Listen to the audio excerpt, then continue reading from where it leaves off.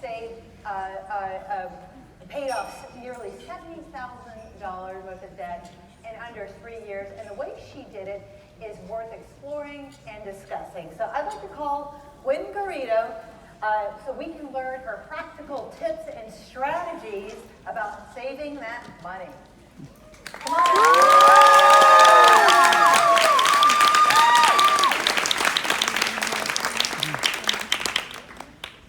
So everybody wants to know, right? I mean, raise your hand. I mean, this is a big deal, right? We all want to know what was your strategy? Well, first I'm going to tell you why I did it. This is even more important. Start with why. So my story is, well, first off, who went to college and was like, I'm gonna go to college, get a degree, and I'm gonna pay off those student loans right away. I'll be great, you know. So I was a 17-year-old and, didn't really know anything about money, and then I was faced with one of the most expensive decisions of my life. I was accepted to UCLA, and I was like, oh my God, wow, that's an honor. But at the same time, I didn't know how I was going to pay for it.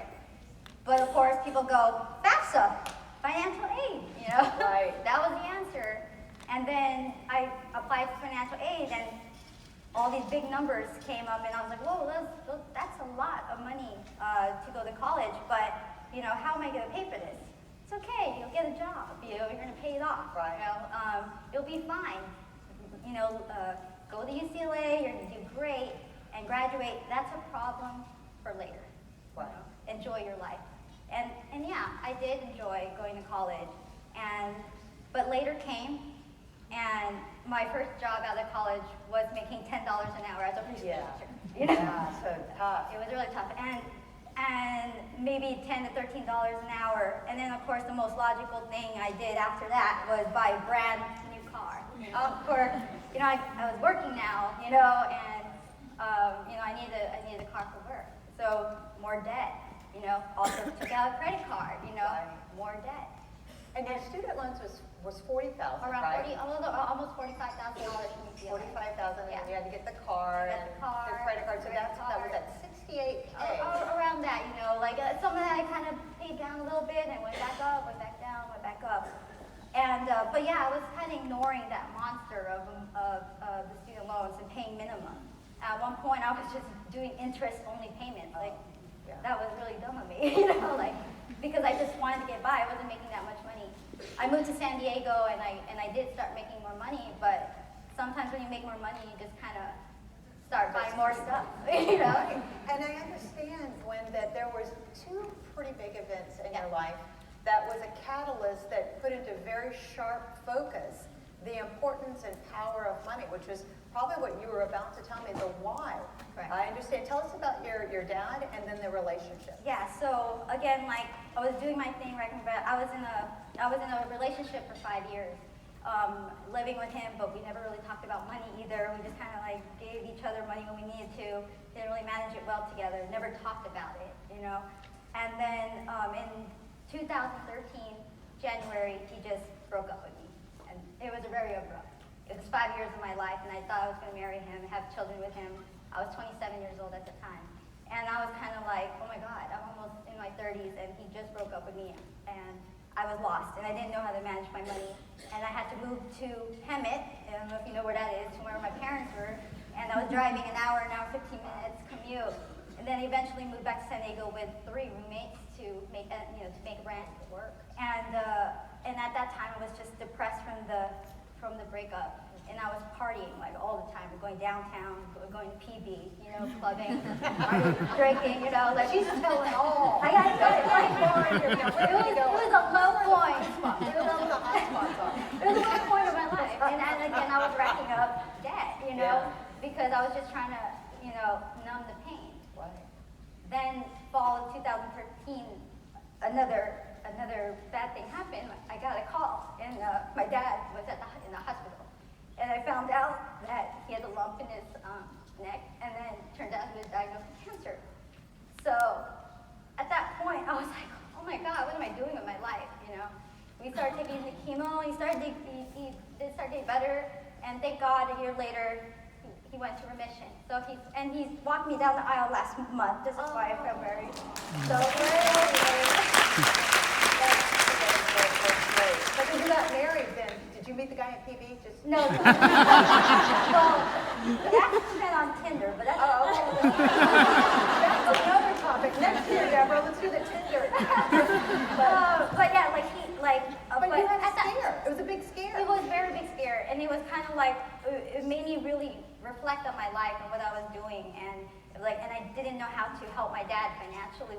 Thankfully we had a lot of family that help out, but at that time it really made me think like, oh my God, I can barely help my family. What if he did pass away? What happens to the rest of my family? And I was the biggest breadwinner of that entire family. And I was like, and then what about my future family, my future kids, everything just kind of hit me about the reality of my future, and this monster of debt, which I at the time actually I didn't know. I didn't total it up at the time because it was just kind of like I was ignoring it. So at that point, 2014, I started researching a little bit. I started looking up strategies and everything, but it wasn't until I was having a conversation with one of my good friends, and I was telling her I really need to get my life together, my finances together.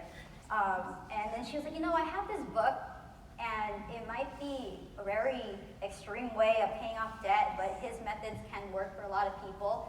And she handed me this book, and it was Dave Ramsey's Total Money Makeover. Yeah, he's good. He's aggressive. And he's structured. Yes. And you must have been very disciplined to follow that structure. Yeah, I mean, that's the thing. Like, it's weird because I was very organized in the rest of my life, but I didn't know how to organize my finances, and it was weird. I was like, it just, Was it because it was never taught? I mean, a practical skill is, the saving. I was doing research, and it turns out there's only 5 states that actually have like a mandatory financial literacy in high school.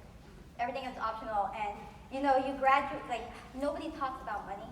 It's a lot of like, you have to know what to do right away out of college, or do your own research.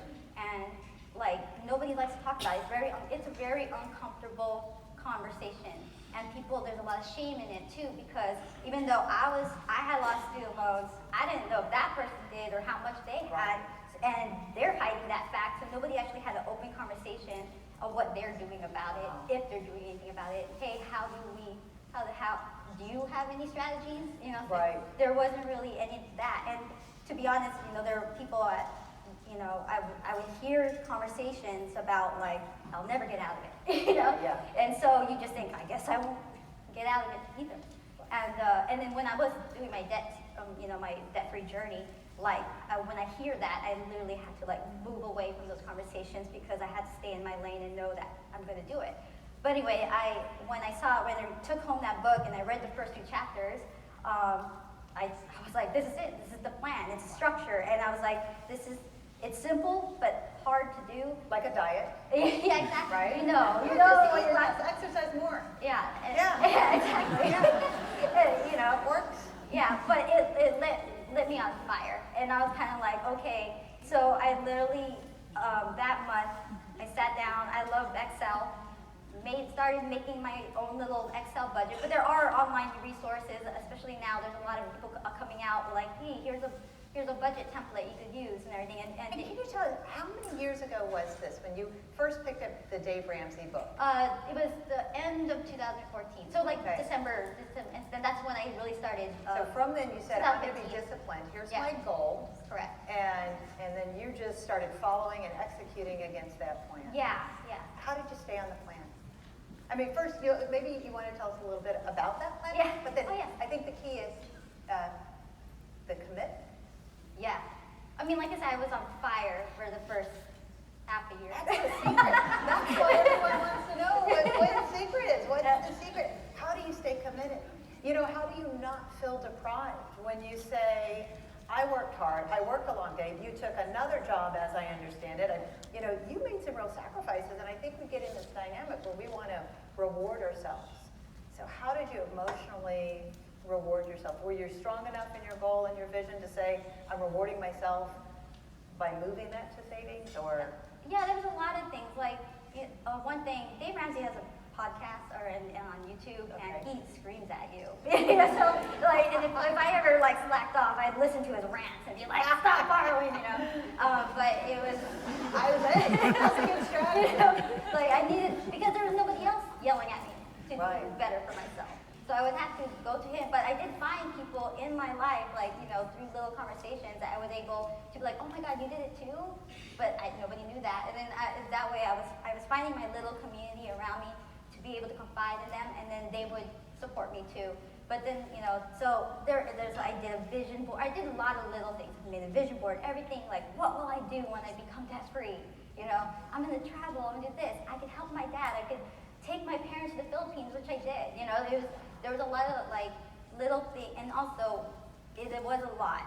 Like one of that snowball is his baby step too, and you pretty much list your debts lowest to highest, because the whole thing is like once you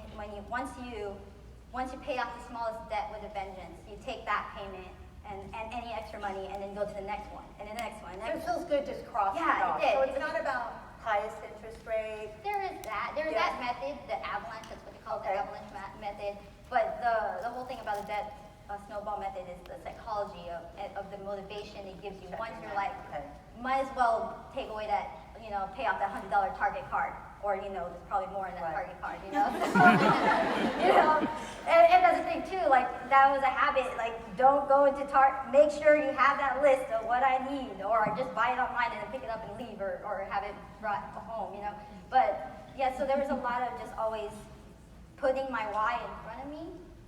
You know, I had pictures of my family, pictures of the places I want to go, listening to podcasts. There's not just Dave Ramsey, there's like Money Girl, and there's this one YouTube channel I love listening to, Minority Mindset. There's a lot of resources out there that you just need to look for it. And that's the thing, you have to do it. You have to actually look for it, because it's not, unless you have people around you who are like super like into money and can tell you how to do it, like you have to go and search for the resources yourself, and then find the people and kind of slowly open that conversation with people around you to see where they are in terms of their financial health, so that you could see if they're doing well, you want to talk to them, not to the person who's like, oh, I'm never gonna, you know, like that's Right. fine. I want if they You want ask to for help. associate with people that are Yeah. like-minded, that are goal-oriented, just like in any Yeah, other. because there's already Yeah. too much temptation Right. out there that can drag you down, especially like. So you social had to media. watch who you were hanging around. You had to be efficient and goal-oriented when in shopping environments. Yeah. You had to get yelled at by Dave Ramsey. We should tweet him and let him know, that to the level of motivation. So you were really disciplined. And can I just reiterate that, as simple as that seems, this is incredibly special, right? This is incredibly special. And the fact that those two instances, emotional instances in your life, put you in connection with your power, your choices, because I think that money represents our life's work that affect our choices. And you have so many wonderful choices. So now I want to hear, what are those choices? What are those things you're doing now? You went to the Philippines. Yeah. What else did you do? Well, my husband and I paid off our wedding like right away. Like we made a promise to ourselves that once we got married, we wouldn't have any debt. And also the thing is too, one of the hardest things about it was when I was dating at the time, when I was doing all this. So it was kind of like, how do I pick a partner who is going to understand me and who won't You just think make I'm him pay crazy? for everything. Yeah, you know, and to have those tough conversations. Like again, I met him on Tinder. You know, that's like it took 3 years to find him. You know, going through that, but you know, so it's kind of, you know, he's over there. But thankfully, I found him and he understood me, and actually he's debt free too. He actually became debt free before me, and I was really jealous. So, but that was when I knew he was the one. Like I didn't know he was listening, you know. So, and then one day he was like, "Hey, guess what? I paid off my car debt free." I'm like, "What? Yay! Oh!" But yeah, we're now we want to increase our retirement. We want to do a down payment on a house. We're going on our honeymoon to Japan and the Philippines in May next month. We're already a lot of that's paid off. It's just kind of like it's before when I mindset, it was kind of like, oh, everything I will deal with it later. I'm putting on the card and I'll deal with it later. Now it's like, no, I'm gonna deal with it now so I can enjoy all the things later without having to worry about paying for the past. It's incredibly. You know, so it's just that mindset just changed after changing my habits over those 3.5 or 3 years, 3 months I paid off that debt. Like the first year is good, it's always hard, but then you start seeing the momentum, you start feeling like wow, I could do it. Especially when you get to the halfway point, there's like a both, like, oh my God, I still have halfway to go, but halfway, like, whoa, it's downhill from there. So you just kind of find little ways to keep pushing yourself, reward yourself for the little milestones. Like if I paid off like a debt for $1,000, I'd go, maybe out to eat, or like in a nicer restaurant than just like, So you just, you reward yourself along the way, but just don't put yourself back in debt. You don't, you know what I mean? And yeah, so you just, there's a lot of resources out there. You just need to search for it, surround yourself with people, and keep going. So you started your journey 214, it's 219, there's a lot of apps out there. Are there other tools that you would say that if there's anyone here that wants to say what's the first best step, they're your favorite tool today that you would recommend? Favorite tool? I mean, you know what? On Instagram or Facebook, if you look up hashtag debt-free community, there's a whole community of people posting about their journeys, posting about their wins, posting about, oh, I got a setback. But everybody there is like, they comment, like, you could do this, you got this, oh, I feel you, I understand where you're coming from. This is what I do. I have my own Instagram account where I started sharing my tips and everything. But there's a lot of people, and what's great is, like, when people become debt-free, that whole community, like, we follow each other. So then when they become debt-free and they post about it, everybody's like cheering them on. And I think that's what's great about now with social media is that it's coming out there. It's more out there, And I think people should utilize that and see that's happening. Last year, when I became debt-free, it kind of went viral. I actually won trips from it. And, like my picture of that balloon, I don't know if you see it in the program, went viral in different articles and everything. And I didn't expect any of that. What I did, I took this big black balloon, I wrote debt, filled it up with green confetti, and I said, I did my debt-free scream as Dave Ramsey's followers do, and I said, I'm debt-free, and I popped that balloon and the confetti rained down on me. I didn't know that was gonna kind of go viral, I just kind of did it to celebrate. And then after a year, I just felt like, I was thinking, oh my God, everybody's sick of me, because everybody's I'm like on social media, people are saying like, hey, I saw you on this article. But I wanted to, one thing, and it brought this opportunity too, but at the same time, I want people to know that it's not just me, there's a lot of people out there that are paying off their debt, and that anybody could do it. And there's so many people out there that might be like you, who might have kids, who are married, they're still trying to get their husband or wife on board, Right. They're divorced and trying to get them. There's somebody out there like you that you could follow and be inspired if this is the journey you want to take. Yeah. Well, how inspiring is that? I mean, you are an inspiration. So we have about 2 minutes left. Tell us what the future holds for you now. What's next? What else are you going to conquer?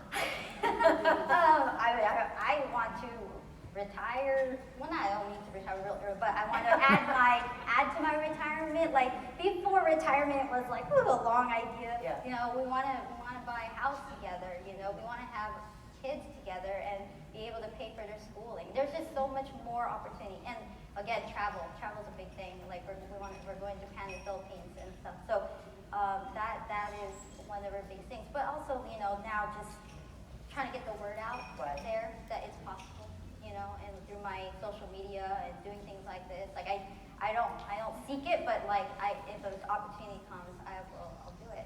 Right, and it sounds like you're generating revenue opportunities. You are now an expert in this, and people want your advice on this because you've really created a lot of interest in understanding this formula. So amazing journey. I'd say let's just give her a hand.